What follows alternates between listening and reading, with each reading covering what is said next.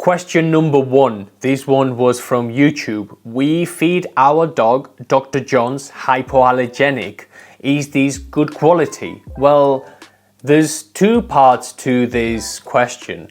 The first one is that the list of hypoallergenic ingredients has never been defined. So guess what? It doesn't really mean anything. Manufacturers these days will put whatever they want in the food, and they do. They just put whatever they want and they label it hypoallergenic. So is hypoallergenic meaningful? It isn't. Let's have a look at Dr. John's. I am looking at the Dr. John hypoallergenic adult dry dog food, which is the lamb with rice recipe. Now the composition is lamb meal, which is 55%. Now this is a low quality meat meal. Anything meal, lamb meal or chicken meal in pet food tends to be one of the lower quality foods. But nevertheless, meat is the first ingredient, and I have to like that. I don't like it that it's not very good quality, because it isn't, because meal is not a very good quality. It's powdered, but it is the first ingredient. The second ingredient is barley, and they don't specify as to how much barley they put in the food. And the third one is rice, and that's 8%. We then have vegetables, of which peas are 4%. The rest, it's your guess as good as mine as to which vegetables they put in the food. And then we have chicken fat, beet pulp, and some minerals and other minute ingredients. Now, what is my assessment of Dr. John? Dr. John is not a very good quality food. Why? Well, they use cheaper quality grades of meat, like chicken meal or meat meals or lamb meals, as we have just seen, and then they use quite a lot of fillers. Barley, rice, oats, and those tend to be, not oats, but barley and rice, high glycemic carbohydrates. They are hard for dogs to digest, so I don't like Dr. John. Nutritional information, that's the crude protein is 21%, and 21% is a very small amount of protein to be feeding your dog. The least amount of protein I would be happy with if he were my dog would be as close to 30% as possible. So it's a very low protein food, and the ingredients are not the best. So is this good quality? In my opinion, it isn't good quality because of the ingredients. And then this viewer asked, what are good quality treats? Very, very interesting question. What are good quality treats? Good quality treats are treats that are, if possible, single protein. If you go to your local pet shop, you will probably see rabbit ears, you will probably see pig ears, you will probably see beef tails, or you will probably see beef or venison or things that are one single protein, duck sticks or anything like that, that is single protein that we know where it has come from. Those are very good quality treats. Anything that's too packaged and too processed and has a bone shape don't tend to be phenomenal treats, and everything is on the ingredients list. If you are going to go for something that's a bit more processed, make sure the amount of ingredients you see is no more than 4 or 5. If you go to some of the more processed supermarket style treats, those tend to have very long lists of ingredients, and we don't like those because we do not really know what we are giving the dog. And in this channel we want to see healthy dogs, and healthy dogs eat healthy food. They don't eat rubbish food. So what are good quality treats? If you can, single protein stuff. So 100% chicken, 100% duck, 100% kangaroo, and there's loads of companies who will just like chop up meat and put it in little bags and sell it to you. So yeah, check your local pet shop or shop on our website. We only sell good quality stuff. The second question, this customer was feeding a very fussy dachshund, and they were feeding iams and chicken and bacon on top. So again, this is a two-part question. Now, iams, I don't like iams. I don't like iams for the same reason I don't like Dr. John. And the quality of the ingredients in iams is pretty poor. The first ingredient does tend to be a quality meat source, but then they use a lot of filler in the food. Things like wheat, corn, soy, barley, and I just don't, I have a hard time telling people that their dog food should contain barley, that their dog food should contain rice, because if you look at dogs' mouths, they are not very well equipped to breaking down all these high glycemic carbohydrates. They only lead to problems. So anyway, Fussy Dachshund, the dog is on iams, and then they put chicken and bacon on top. Now, if you are tailoring your behavior so that your dog will eat, what you are doing is reversing the power in the power dynamic in that relationship, because you should be in charge of your dog's diet. Your dog should not be in charge of their diet. By you providing your dog with all these toppers, now chicken, now bacon, now will be cheese, tomorrow it'll be gravy, and then we will put the whatever we are eating for the dog on top of their food, and they will eat that instead. So what you are doing is tailoring whatever the dog wants you to do. And I wouldn't do that, because that's only going to exacerbate the problem. What would I do? I would just buy a better quality food, and I would just make the dog eat the food. Don't feed the dog anything else apart from the food, and I'm sure the dog will be okay. You know, as I was telling a customer the other day, if you didn't feed your dog for 2, 3, 4, 5 days, and then you put rocks down, the dog will just eat rocks, because the dog will be starving.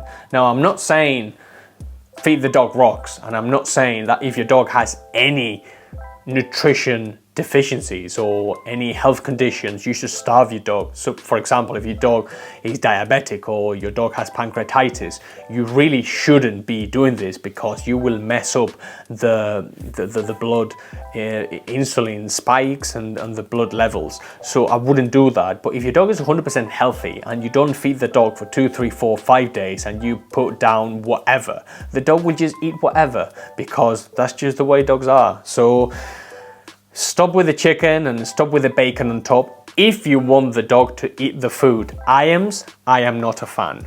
Next one. This was a consultation we did, and the dog was on tails.com.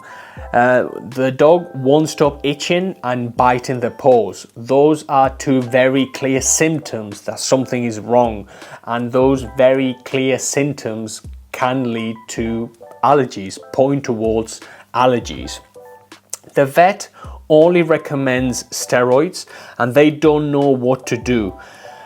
They didn't know what to do, and every time they went back to the vet kept recommending more and more steroids. So the way sometimes people address these things, and I want to sort of empathize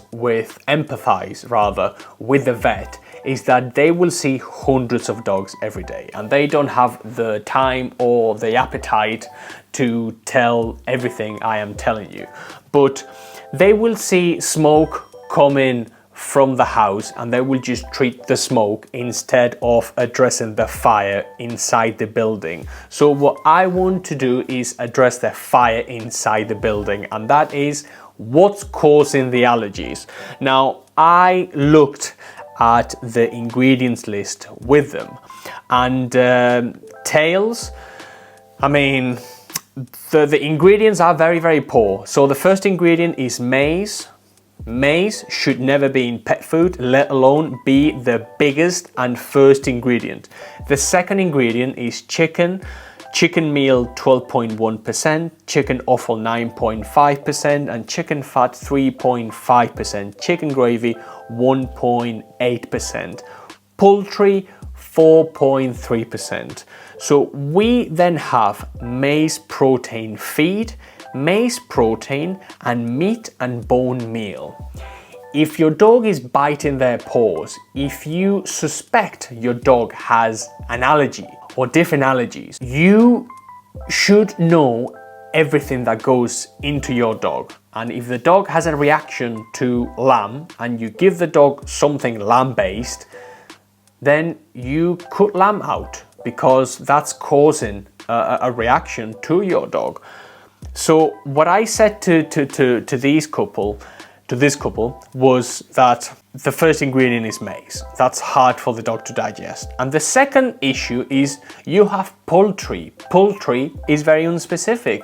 We don't know what poultry is, they don't tell you. And then what the hell is meat and bone meal? And that's 3.2% of the bag. So you are giving the dog meat and bone meal to a dog with allergies. And well, guess what? We don't know. So the advice I gave this couple in the consultation was put the dog on a single protein food. Make sure that food is very well labeled, and make sure you choose that one single protein food.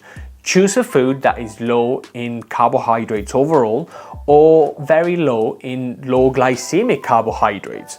And let's see how that goes. But at the moment, it could be anything. We don't know. We don't know what we are feeding the dog. In that case, it could be anything. Anyway, the next case pertains to another dachshund with allergies, and this is a regular customer that comes into one of our branches. And this gentleman is very well versed in nutrition because he has been listening to us bang on about nutrition, and basically the dog is now a lot better than he was because they have been following our advice, and the dog has recurring itchiness and recurring allergies, but they have been a lot milder than they were. So as to with the previous consultation where we had a dog with 55 different proteins and unspecific ingredients, these gentlemen now knows what they are giving the dog, and because he knows what he's giving the dog, he's able to manage that condition a lot better. So if you have a dog with recurring health issues, and those are okay because it's just the way it is sometimes, well, at least if you know your nutrition, you will be able to know what you are giving the dog, and that is very, very powerful. That's so powerful, and it saved this guy so much money. So that's my advice to you as well. There was another customer that came to us thanking us for a food recommendation. The puppy is doing great. So I want to give you some top tips for puppies. When you have a puppy and you don't really know what to feed them, the best thing for you to do is, just like any dog, is for you to read the ingredients for everything you give your puppy. So ideally, you want your puppy to be on as much meat as possible and slightly higher fat content as possible, a slightly higher fat content than normal rather when it comes to their food, because bear in mind that puppies are 24/7 and they are bundles of joy, they are bundles of energy, and they have so much to give, and they are active all the time, so they are going to probably be hungry all the time, and they are probably going to need that extra fat all the time. So if you can provide them with a food that's slightly higher in fat content and have as high quality in terms of meat content as you can provide them with, then that's just wonderful, and it sets them up for success later down the line. And guess what? These customer who thanked us for for a food recommendation, they now know, and that dog is going to have a very, very different life from other people who don't know what they are feeding the dog. And that second camp has all the problems. People who know about nutrition, they can implement that, and they can make sure that their dog lives happy and that the money stays in their pocket and not in the vet's pockets. So that's just, it's just the way it is. With regards to puppies as well, sometimes people get a bit anxious and then they don't know how much to feed the dog. And my approach to this is, well, it depends. It depends. And if you have a working dog, or you have a dog that's 24/7 and the puppy is just hyper all the time, just feed the puppy. Just feed the puppy as much as reasonable is possible.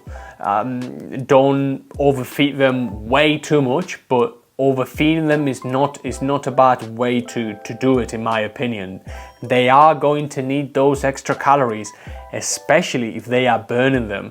They will probably not put weight on because they are constantly growing. So make sure that when they grow out of their puppy stage, you then start managing those portions a lot more, because obviously they will then be adults and you don't want them to put weight on, which is one of the most unhealthiest things you can do for your dog. Let them put weight on. But at the moment, if you have a puppy, just feed the puppy. Just feed them as much as they require, and if they are running around all the time and they love it, then and they are hungry, then why not? You know, it's just the best thing for the puppy. The story of the week is that a miniature schnauzer named Sissy escaped their family's home, traveled 20 blocks, and found the hospital where his owner, Nancy, was being treated, according to Doctor. And I got this from the internet. So imagine having your dog turn up at your local hospital where you are being treated and you are being greeted by your dog. What a wonderful thing would be. It'd be amazing, wouldn't it? So yeah, Sissy, incredible story. Now, if you have a question, please get in touch via the link down below. You can ask any questions in here. And yeah, I will see you in the next one.